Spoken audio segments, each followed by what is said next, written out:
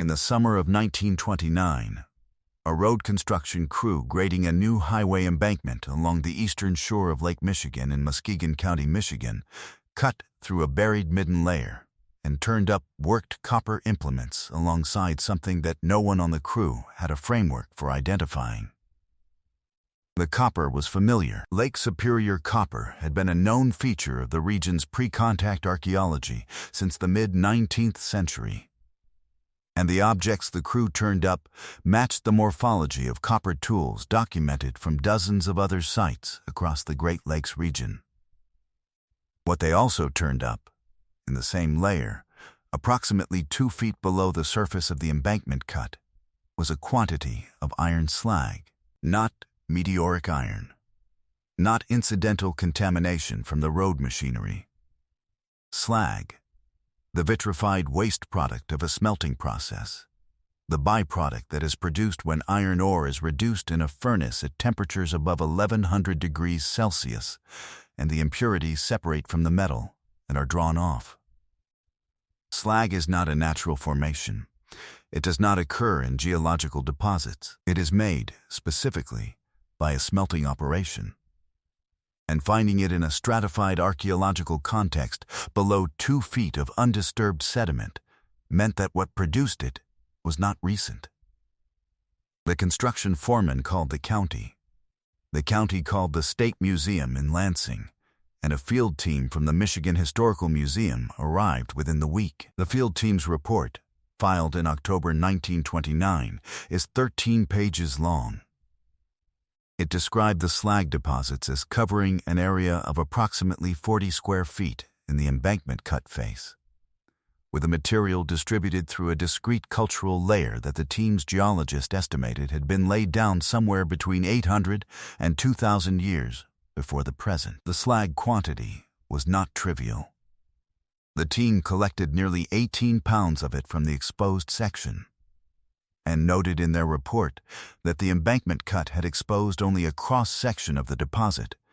The full extent of the layer ran back into the embankment in both directions and had not been excavated. The report's conclusion was careful. It stated that the slag appeared consistent with iron-working waste, that the geological context placed it in a pre-contact stratum, and that further excavation was warranted before any interpretive conclusions could be responsibly drawn. The report was filed, the embankment was completed over the site, and the further excavation did not happen. Not in 1929, not in the decade after, not in any subsequent year for which I have found a record. I came to this the way I come to most of these, looking for something else. I was reading through the Michigan Historical Museum's accession records for the period 1925 to 1935, tracing the acquisition of Great Lakes copper artifacts for a different project, when a single accession entry stopped me. It read slag vitrified, approx. 18 lbs, Muskegon County Embankment Site, 1929, Field Collection. Origin disputed. Origin disputed. Not origin unknown, which is how accession records typically flag unidentified materials. Disputed implies that someone had examined the material and reached a conclusion, and that someone else had contested it. I looked for the dispute. It took 4 months to find, and when I found it, it was not in the museum's files at all. It was in the correspondence of a man named Frederick Hodge, who was at the time the director of the Museum of the American Indian in New York City, the Hay Foundation's institution, which held the largest private collection of North American indigenous material culture in the world, and who had been sent photographs of the Muskegon slag by the Michigan team the following spring. By the time this is over, you will understand what Hodge concluded about those photographs, what the geological record of the eastern Lake Michigan shoreline adds to that conclusion, and why the question of who was smelting iron on the shores of Lake Michigan, and for how long, remains, as of the date of the field team's last published statement on the subject, formally open. Formally open. That is the phrase the Michigan team used in 1931, in a brief published note in the American Antiquarian, responding to Hodge's published comments on the photographs. Formally open. Not resolved. Not explained. Not disproven. Open. Before I tell you what Hodge said, I need you to understand the significance of the specific claim the Muskegon slag represents, and why it mattered so much in 1929 that the word disputed ended up in an accession ledger rather than unknown or unidentified.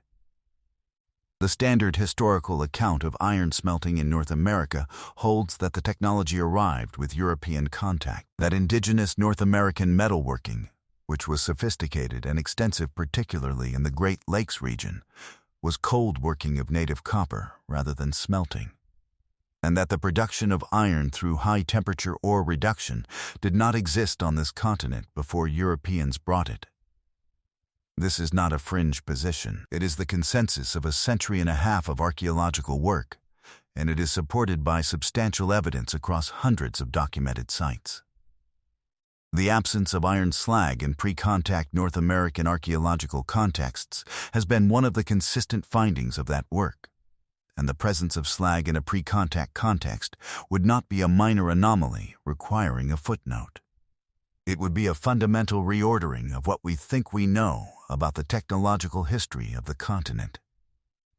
That is what the word disputed was doing in the accession ledger. The Michigan team knew what they had found, and they knew what finding it meant, and they were not ready to say it in print. This is the part I keep returning to. Frederick Hodge wrote back to the Michigan team in June of 1930. His letter is in the correspondence files of the Museum of the American Indian, which are now held at the Smithsonian's National Museum of the American Indian Archive in Washington. The letter is 4 pages. The first 2 pages discuss the photographs in technical terms. Hodge had shown them to 2 metallurgists, one from Columbia University and one from the Bureau of Mines in Washington, and both confirmed that the material in the photographs was consistent with iron smelting slag and inconsistent with any natural formation they recognized from the Lake Michigan region. The 3rd page discusses the geological context as described in the 1929 field report, which Hodge had also obtained, and notes that a pre-contact date for the deposit, if confirmed by additional analysis, would be without precedent in the North American record, and would require verification from multiple independent lines of evidence before publication would be appropriate. The 4th page is the one I keep returning to. Hodge writes that before he received the Michigan photographs, he had been aware of 2 other reports from the Great Lakes region, one from 1911 concerning a site on the Wisconsin shore of Lake Superior near Ashland, and one from 1921 concerning a site on the Upper Peninsula shore of Lake Michigan near Escanaba, in which field workers had noted similar vitrified material in pre-contact cultural layers, and had similarly declined to publish because the implication was, in his word, too large for a single site report to carry. Too large. He had known about these reports for nearly a decade. They had circulated privately among a small number of Great Lakes archaeologists. None of them had been published. None of the sites had been re-excavated. 3 sites. 3 pre-contact cultural layers. 3 deposits of vitrified material consistent with iron smelting slag. 1911, 1921, 1929. 3 separate field teams working independently across 18 years, each reaching the same conclusion and each stepping back from publication, because the conclusion was too large to carry alone. The 1911 Ashland report is the oldest of the 3, and the most fragmentary. It appears in Hodge's letter only as a reference. He does not give the field worker's name, only the location and year. And I have not been able to locate the original document in any Wisconsin or Federal Archive collection I have searched. which is itself a fact. A field report from 1911 involving a potentially significant archaeological find at a Wisconsin shoreline site should have been filed somewhere. With the Wisconsin Geological and Natural History Survey, with the Smithsonian's Bureau of American Ethnology, with the State Historical Society of Wisconsin, or with one of the university departments that was conducting Great Lakes fieldwork in that period. I found no record of it in any of those collections. What I found in the State Historical Society of Wisconsin's correspondence files for 1912 is a single letter from an unnamed correspondent. The signature has been torn from the bottom of the page, addressed to the Society's curator of archaeology, asking whether the Society had any information on the matter of vitrified material reported near Ashland the previous summer, and whether the curator believed the material warranted further investigation. The curator's response, if there was one, is not in the file. The letter is filed under miscellaneous inquiries, unanswered. Unanswered, the 1921 Escanabo report is better documented, though not much. Hodges' letter describes it as a report filed with the Michigan Historical Museum, which means it should be in the same collection where the 1929 Muskegon material ended up. I went looking for it. The museum's accession records for 1921 do not list any material from Escanaba or from Delta County, which is the county where Escanaba sits. The report, if it was filed, was either filed under a different accession category, or it was received and not formally entered. I found a reference to an Upper Peninsula site assessment, summer 1921, in the museum's internal correspondence from October of that year, in a letter from the museum's director to a board member, mentioning that some interesting material from the UP has come in that will require time to evaluate. Nothing further. The material from 1921, whatever it was and wherever it went, is not in any finding aid I have been able to locate.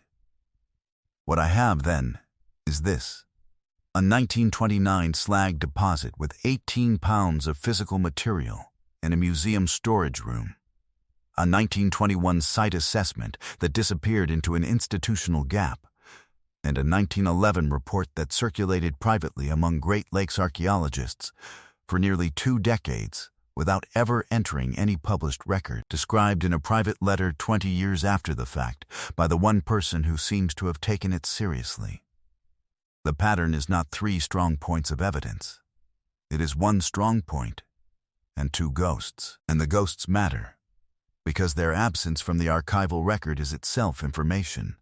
Information about what happened to inconvenient findings in the early 20th century American museum system, where a curator's letter goes unanswered and a board member gets told something interesting has come in, and then nothing further appears in the record for 100 years. Consider the geology. The eastern and northern shores of Lake Michigan, the Michigan Mittens western coast, the Upper Peninsula shoreline, and the Wisconsin shore of Green Bay sit atop a geological formation called the Michigan Basin, a bowl-shaped depression in the continental crust filled with sedimentary rock that includes, in its lower layers, significant iron ore deposits. The same iron ore geology that would, beginning in the 1840s, drive the industrial development of the Marquette Iron Range, the Menominee Range, and the Gogebic Range. Ranges that together would produce hundreds of millions of tons of iron ore over the following century and a half, and make the Great Lakes the center of American steel production, was present and accessible in the pre-contact period. The ore was not deep. Several of the historic mining operations of the mid-19th century began as open-cut operations, removing ore from surface and near-surface exposures that required no shaft sinking. The Negaunee Iron Formation, which underlies the Marquette Range, outcrops at the surface in places where 19th century surveyors found it simply by following compass deflections caused by the ore's magnetic signature. surface outcropping iron ore in a region with abundant hardwood forest, and an existing tradition of sophisticated metalwork is not a combination that requires a leap of imagination to connect to smelting. It requires asking whether the people who were already working metal in this region over thousands of years ever made the connection themselves. Ore that does not require shaft sinking is ore that people could have worked with pre-industrial tools. The charcoal-producing hardwood forests of the Great Lakes dune country, the ancient oak and maple and beech systems of the western Michigan shoreline, which existed in their pre-contact extent as one of the largest continuous temperate hardwood forests in North America, could sustain a charcoal production operation at scale without depleting the fuel base in any given area. Because the forests regenerate faster than a small-scale smelting operation would consume them. The temperatures required for iron smelting are achievable with charcoal and a forced air bellows, technology that is not complex, that requires no materials unavailable in the region, and that has been independently developed on every inhabited continent. The geology is not an obstacle to the claim the Muskegon slag represents. The geology is, in fact, an argument for it, and an argument that was available in 1929 and was not made in print. Because the people who could have made it decided the claim was too large for the evidence they had in hand. And that is where the title of this video requires me to stop and be precise about the word that appears there. I did not choose the number 10,000 years. That number comes from a single document, a geological survey report filed in 1934 by a researcher named Harold Martin, working under contract to the Michigan Geological and Biological Survey, who was tasked with documenting ore exposures along the Lake Michigan shoreline in preparation for an industrial feasibility assessment. Martin's report, which is in the Michigan State Archives, describes in its appendix a series of what he calls ancient workings. Surface exposures that showed evidence of prior extraction, with tool marks on the rock face and, in two locations, concentrations of vitrified material in the soil immediately surrounding the extraction areas. Martin sent samples of the vitrified material to the University of Michigan's Mineralogy Department for analysis. The analysis confirmed iron slag. And Martin's geological assessment of the sediment surrounding the workings, based on pollen stratigraphy, the dating method available to him in 1934, placed the deepest evidence of extraction activity in a stratum he dated to approximately 8,000 to 10,000 years before the present. He was explicit about his uncertainty. He noted that pollen stratigraphy of this period carried significant error margins, and that his date range should be considered approximate. He also noted, in the final paragraph of the appendix, that he was aware the dates were inconsistent with the accepted history of iron smelting, and that he was reporting them because his obligation was to report what the stratigraphy showed, not to resolve the contradiction. He reported it. The contradiction went into an appendix of a geological feasibility report. It was not published in an archaeological journal. It was not flagged in any subsequent survey of Great Lakes pre-contact sites that I have found. It sat in the State Archives in Lansing in a box labeled Geological Surveys, Shoreline Assessments, 1930, 1940. And it stayed there. I found it because the Michigan Geological Survey's Correspondence Index for 1934 lists Martin's report under the file heading for Muskegon County, and I had already been in the Muskegon County files looking for the 1929 embankment site documentation. The connection between Martin's 1934 geological report and the 1929 field team slag deposit is not made anywhere in either document. Martin did not know about the 1929 excavation. The 1929 field team did not know about Martin's ancient workings. His survey happened 5 years after their fieldwork, and neither document references the other. They are sitting in the same archive collection and adjacent box numbers, describing what appear to be related phenomena at sites that are, by road, about 12 miles apart. Nobody connected them. The 1929 field team completed their report and went home, and the embankment was finished, and the site was paved over. Martin completed his geological survey in 1934 and filed it as an appendix to a feasibility report, and moved on to the next assignment. Neither document cited the other. Neither document's author appears to have known the other existed. The Michigan State Archives cataloged both under Muskegon County, filed them in adjacent boxes, and for 90 years those boxes sat on the same shelf in the same storage row, as close to each other as two books on a nightstand, each one the missing context for the other, in a room that a researcher could walk through in 15 minutes without finding either. I connected them in the reading room of the Michigan State Archives on a Tuesday afternoon in October, looking at two documents filed 5 years apart by two people who never corresponded with each other, and understanding that I was looking at a pattern that neither of them could see because they each only had half of it. That is not a dramatic moment in the sense that most people imagine archival research produces dramatic moments. It is a quiet moment. It is the moment when two separate pieces of careful, responsible, professionally cautious documentation suddenly become, together, something that neither one is alone. And you sit with it for a while, and then you start trying to figure out what else is in those boxes that you haven't read yet. This is the part I keep returning to. Now the Smiths.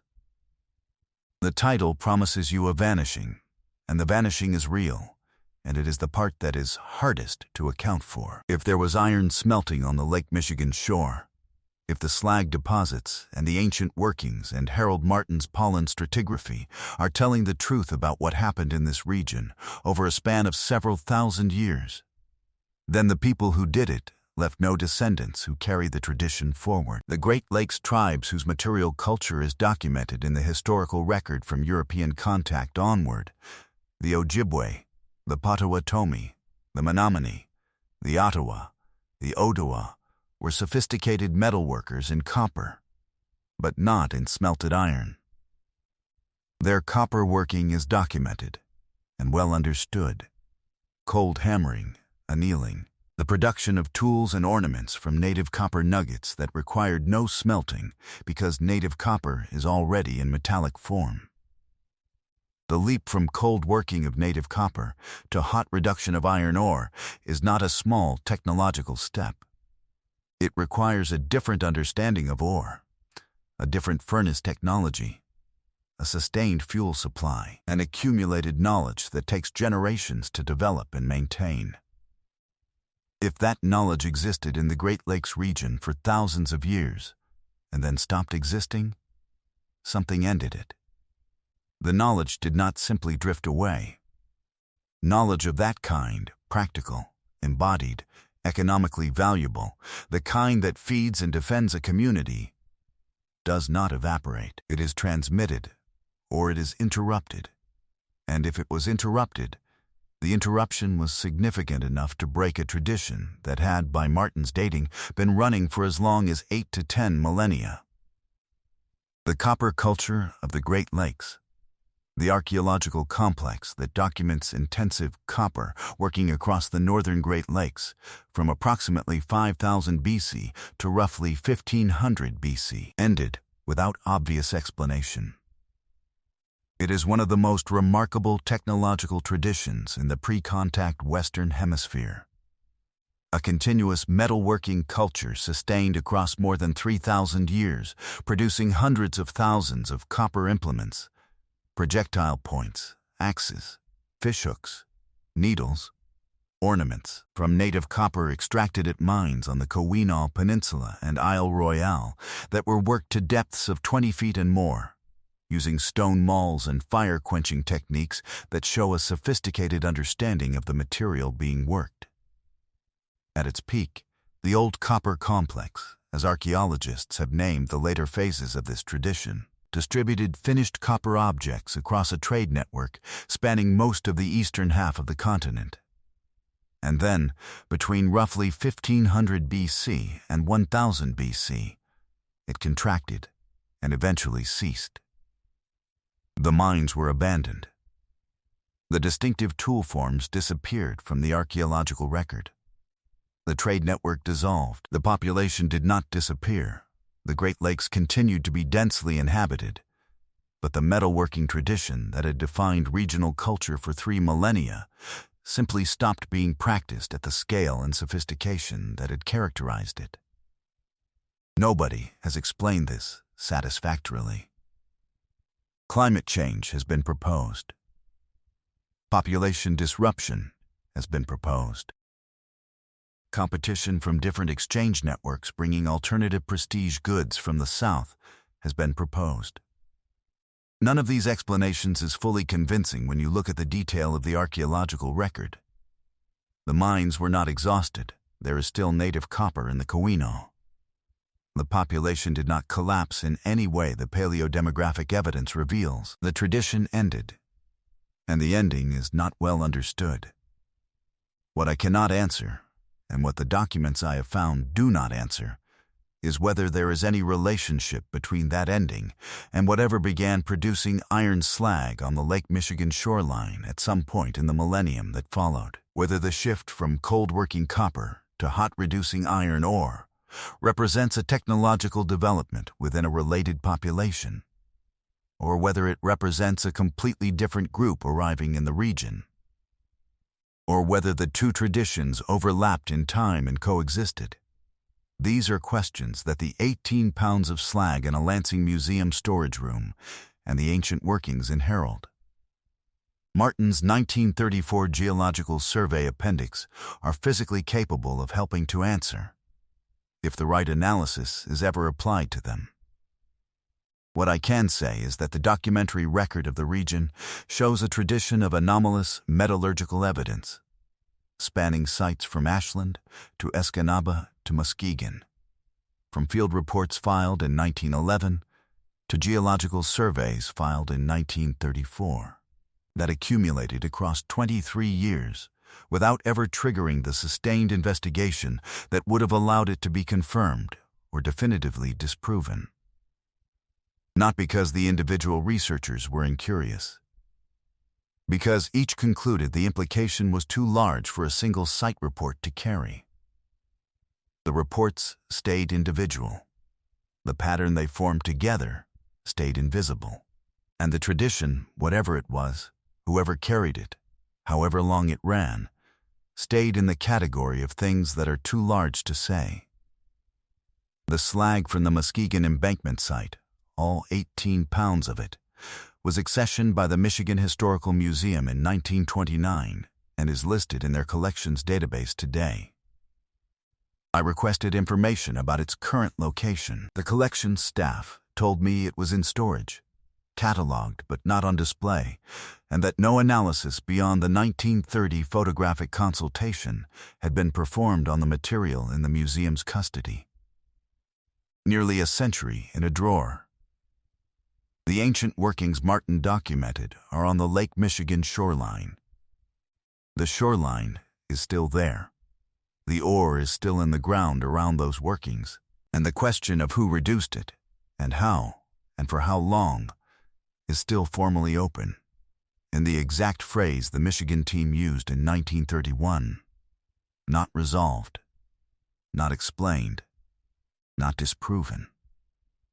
If you know a materials scientist who works with archaeometallurgical samples, or an archaeologist who specializes in pre-contact Great Lakes sites, or anyone with access to the kind of isotopic analysis that was not available to Frederick Hodge in 1930 or Harold Martin in 1934, share this with them.